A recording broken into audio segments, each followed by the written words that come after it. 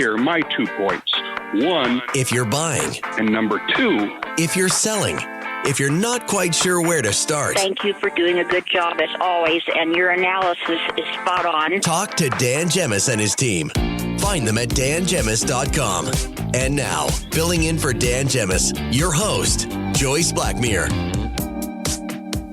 Welcome back to the show, everyone. Happy Saturday. I'm Joyce Blackmere, Director of Sales and Broker with the Dan Gemus Real Estate Team.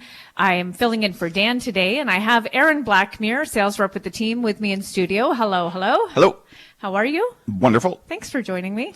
Always a pleasure. I like it when we have the opportunity to be on together. Sure. For our Blackmere Power Hour. Yep. We're going to talk about a few things that make your home look messier, according to interior designers. Kids. So, I thought this was a quiz. Okay. I just thought maybe. Nope, go on. Okay. All right. So, some people like minimalism. Some people are more maximalism. Is that a word? It is. It is a design term. Okay. I'll trust you. At the end of the day, when you're living in a home, you live however you want, right? When you're listing it for sale, you want it to look one way versus compared to when you're living in it. But people are often looking for a certain look, right? Like they we get inspiration on Pinterest or whatever, right? And we want to make our house look like you don't want your house to look like a hippopotamus just ran through it, right, Paul? Just throwing that out there. Exactly. 100%. Exactly. So let's talk about a few common design pitfalls for a cleaner, more streamlined look. So here's 10 things that make your home look messier, according to interior designers. Now, number 1 on the list is too many prints and patterns. While prints and patterns are a great way to bring personality into your space, having too many can visually overwhelm the space.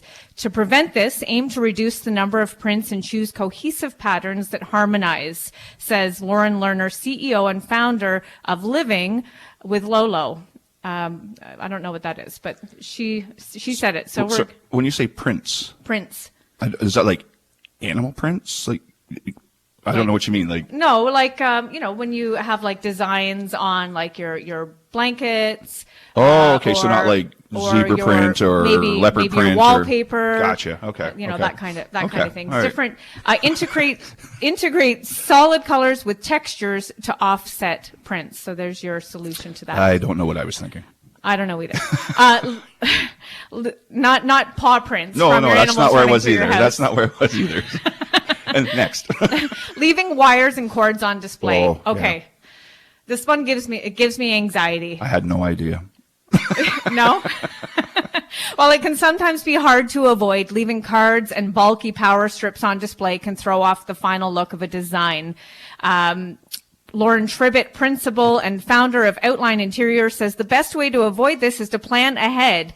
Once you realize it's a problem, it can be too late to remedy. Installing floor outlets under desks, ensuring you have wall outlets at proper heights next to the bed, or even sourcing furniture with integrated power will set you up for success. One of the things that I love that we did is that we got those lamps that have the USB. Oh, things, yeah. Because it really shortens up the cords, makes it less messy, I guess I'd say. It stresses me out to see. I know. I mean, it is what it is, right? Like, especially if you want your room decorated in a certain way, or the furniture has to be, and you're moved into a house that's already built. Like, what do you do? I mean, you can add stuff, yes, sure. But yeah, and you're not always going to buy all brand new furniture that corresponds with where your outlets are, but it does. Isn't that what you do? Next. Okay, this isn't about me. This is for the listeners. Not a good topic today for you. Not having a home for your belongings. I can feel my skin getting all tight here because it stresses me out. Items without a designated home can create a cluttered look. To mitigate this, establish specific storage area for various items and ensure that they're returned to their rightful place after use. I hope my kids are listening to this. Investing in storage solutions like baskets, bins, shelves, and drawers can aid in maintaining organization and tidiness. You know what, though? Baskets and bins all over the place is another stressor for me. The only thing I care about is put the TV remote back on the coffee table. That is my biggest thing. I like it. Personally, this is a personal preference. I just like things in its spot. You hated the way our previous home was because you felt like it was like too, what was the word you used to use? Sterile. Sterile. Yes. I like it. Just let me be. Okay. Another one, too many pillows. Pillows add comfort and style to couches, chairs, and beds, but an excess can overwhelm seating areas. Opt for a balanced arrangement with few well-chosen pillows that complement your decor without overcrowding. Okay, Makes fair sense. enough. Or just throw them on the floor and put them back when you're done. Yep. Pillows are comfortable. But put them back. Pillows are for napping. The next one, over-styling your shelves. Personal mementos, vintage treasures, and more can give your home an eclectic aesthetic, but don't overdo it. Overloading shelves with too many items can make a space look busy. To avoid this, curate your shelf decor by incorporating a mix of meaningful objects and leaving enough space for each item to shine. Less is more sometimes. Yes. I personally don't like a lot of stuff. We know this isn't about you, remember? Let's go. Yeah, it's not about me. This is about you. Let's go. That was great. Thank you for that. Not making your bed properly. That is one thing that I will do every morning as soon as I get up is make the bed. It's not about you. I know. Making your bed in the morning. Making your bed in the morning doesn't Blackmere just Power Hour is start your crumbling. day off on the right foot. It also gives your room a more polished appearance. An unmade bed can instantly give a room a messy look, even if the rest of the space is orderly. To avoid this, bed making every day should be a part of your routine. It takes a few minutes, but can notably enhance the overall appearance of your bedroom. I would say even when your house is listed for sale, make sure the beds are made. Make sure they're made all the time because it's just those little things. And I know this isn't necessarily for listing your home. This is for living. But if your home's on the market, just making sure that those little details are taken care of, it really does go a long way. It sounds silly, but it truly makes a difference. Well, it's a little different now because remember during the bad times, I don't like talking about that anymore, everything was selling in 7 days. COVID, yes. Thanks. So every 7 days, but now, things are taking a little longer on market. Buyers have a little more selection, a little more time.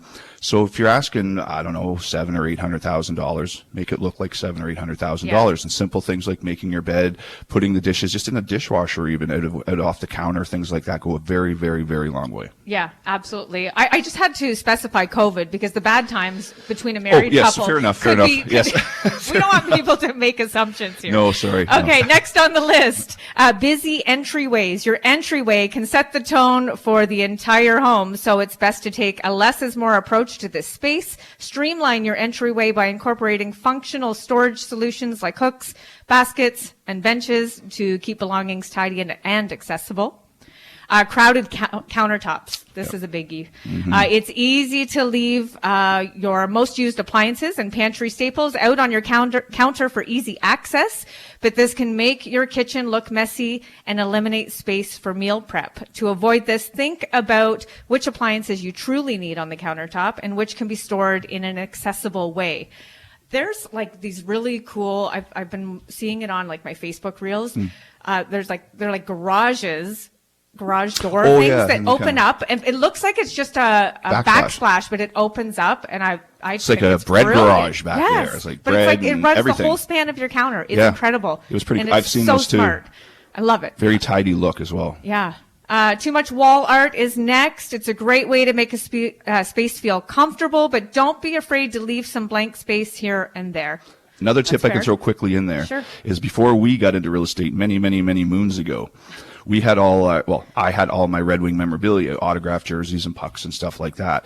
And I had to put those away because realtors and people would go into the house and look at all that stuff and not remember the house. Like how many bedrooms, how many bathrooms. So if you have a lot of collective stuff, unfortunately, maybe it's got to go away to get people more concentrating on the house. I don't know. I know it's tough to do. In my mind, I hear you say that, and I know as a professional that is necessary. But in my mind, I'm thinking, you're not touching my collection.